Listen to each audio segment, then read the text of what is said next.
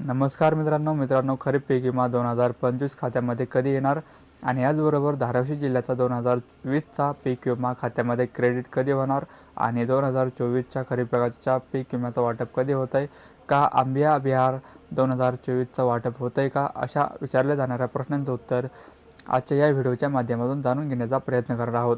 मित्रांनो, यापूर्वीसुद्धा आपण वेळोवेळी अपडेट घेतलेला आहे की पीक विमा कंपनीचे प्रयोग झालेले आहेत आणि त्याचा डाटा जिल्हा स्तरावर, विभागीय स्तरावर, राज्यस्तर आणि राज्य शासनाकडून केंद्र शासनाला दिलेला आहे आणि पीक विमा कंपन्याला तो डाटा दिलेला आहे. आता पीक विमा कंपन्याने आपल्या डाटाच्या अनुषंगाने जे काही तंत्रज्ञान आधारित भारांकन असेल किंवा हे यील्ड बेस भारांकन असेल, याच्या बेसवरती त्यांना कॅल्क्युलेशन करायचं आणि कॅल्क्युलेशन झाल्यानंतर साधारणपणे 10 जानेवारीपर्यंत होणे अपेक्षित होतं. साधारणपणे 15 जानेवारीपर्यंत होणं अपेक्षित होतं आणि काही ठिकाणी आता कॅल्क्युलेशनचा प्रक्रिया सुरू झालेली आहे, परंतु आणखीन कॅल्क्युलेशन पूर्णपणे झालेलं नाही. आता याच्यामधील एक बातमी आली होती की 2025च्या पीक विम्याचं वाटप सुरू झालं, तर हे पीक विम्याचं वाटप अद्याप सुरू झालेलं नाही आणि आता हे कॅल्क्युलेशन पार पाडल्यानंतर पहिल्या तर शेतकऱ्यांना त्या अमाऊंट दिसायला चालू होतील आणि यील्ड बेस मंजुऱ्या दिसायला चालू होतील आणि याच्यानंतर काही कालावधीनंतर हा पीक विमा वाटप होणार आहे आणि वाटप करण्याचा कालावधी झालेला आहे आणि हे मात्र निश्चित आहे. 2024मध्ये जे शेतकऱ्यांच्या सोयाबीनचा, तुरीचा, कापसाचा किंवा जे काही इतर पीक विमे यील्ड बेसमध्ये असतील, वैयक्तिक क्लेममध्ये असतील, पोस्ट हार्वेस्ट असतील किंवा काही मंजुरी होते, जे काही पेंडिंग होते, ते पीक विमा कंपनीच्या माध्यमातून आता द्यायला सुरू झालेलं आहे. गेल्या 2 ते 3 दिवसापासून हे पैसे शेतकऱ्यांच्या खात्यामध्ये येतात आणि आंबा आणि बहार 2024चा देखील मंजूर होता. बऱ्याच साऱ्या जिल्ह्यामध्ये जे आपण पहिलं हिंगोली जिल्ह्यातील शेतकऱ्यांनी सांगितलं होतं की 15 जानेवारी 2025 पासून ते हे पैसे खात्यामध्ये 15 जानेवारीपासून हे पैसे खात्यामध्ये क्रेडिट करायला पाहिजेत. अशा बऱ्याच साऱ्या ठिकाणी ज्याच्या ठिकाणी पैसे बाकी होते आंबिया बहारचे, ते देखील त्या ठिकाणी आता वितरण करायला सुरुवात केली आहे आणि त्याचे देखील पैसे काही शेतकऱ्यांच्या खात्यामध्ये येतात. आता पैसे पीक विम्याचे कुठल्या तरी खात्यामध्ये पडल्यानंतर हा मेसेज फिरवला जातो आणि 2025 जे काही खात्यात आला असेल, सांगितलं जात असेल, 2025च्या प्रक्रियेमध्ये आपण यापूर्वीसुद्धा सांगितलं होतं.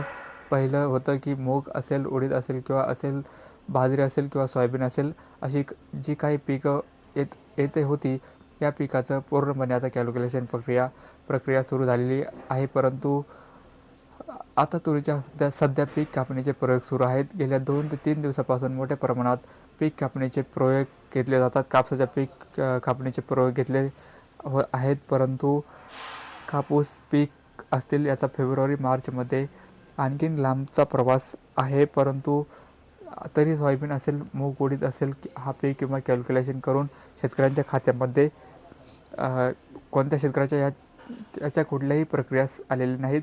त्याच कॅल्क्युलेशन चालू आहे. लवकरच ते कॅल्क्युलेशन समोर आल्यानंतर मग तुम्हाला कोण सांगणार, तर तुम्हाला स्वतः PMFBIच्या ॲप्लिकेशनवरती, तुम्हाला स्वतः PMFBIचा पोर्टल वरती आणि तुम्हाला स्वतः व्हॉट्सॲपच्या PMFBIच्या चार्ट बोर्डवरती तुमच्या पॉलिसी नंबरनुसार चेक करायचं आहे आणि तुमच्या अमाऊंट दिसली की समजायचं आता हा पीक विमा आपल्या खात्यामध्ये येणार आहे. आता साहजिकच स्थानिक स्वराज्य संस्थांच्या निवडणुका आहेत. आता निवडणुकीच्या पार्श्वभूमीवरती हा पीक विमा खात्यामध्ये क्रेडिट होऊ शकतो आणि त्याचबद्दल जे काही अपडेट असतील तेच अपडेट घेऊ. आता विषय राहिला धाराशिव 2020चा. धाराशिव 2020बद्दल आपण सांगितलं होतं की यापूर्वी कोर्टाच्याकडे जमा झालेले रक्कम ही जिल्हाधिकारी कार्यालय व्याजासहित 8,085 कोटी रुपये मिळालेले आहे.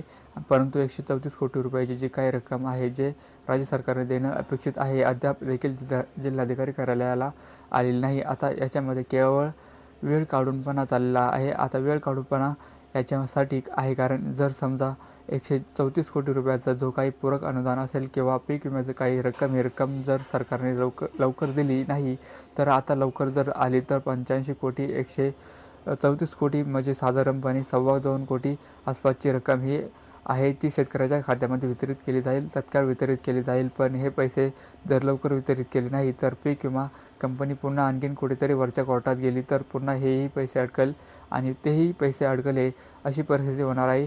तर त्याच्यामुळे आता हा पीक विमा सरकारच्या हातात आहे आणि 2025च्याही वाटप करण्यासाठी जे काही प्रक्रिया असतील किंवा त्याचा जो पाठपुरावा असेल तोही आता सरकारच्या हातात, कारण डाटा आकडेवारी सगळी सबमिट झालेली आहे आणि लवकरच हा पीक विमा यावा हीच अपेक्षा आहे. या स्थानिक स्वराज्य संस्थांच्या पार्श्वभूमीवरती या निवडणुका ज्या आहेत महत्त्वाच्या, या निवडणुकाच्या पार्श्वभूमी हा येणार आहे आणि हे निश्चित आहे. त्याच्या संदर्भातील जे काही अपडेट येईल ते अपडेट आपण सध्या तरी आल्यानंतर घेऊच. सध्या जे काही चाललेलं आहे ते आणि तुम्हाला फक्त फिरवण्याचं काम सुरू आहे आणि त्याच्यामध्ये आपण वरती काही विश्वास ठेवू नका. आपल्या पॉलिसीच्या समोर आपल्या एव्हरेज, कारण आता जो काही दाखवला जाणार आहे एव्हरेजचा पीक विमा दाखवला जाणार आहे. एव्हरेजची जी रक्कम दाखवण्यापर्यंत वाट पाहावी लागेल. तर मित्रांनो, तुम्हाला व्हिडिओ कसा वाटला कमेंटमध्ये नक्की सांगा आणि व्हिडिओवर जर नवीन असाल तर व्हिडिओला लाईक आणि सबस्क्राईब नक्की करा. धन्यवाद मित्रांनो.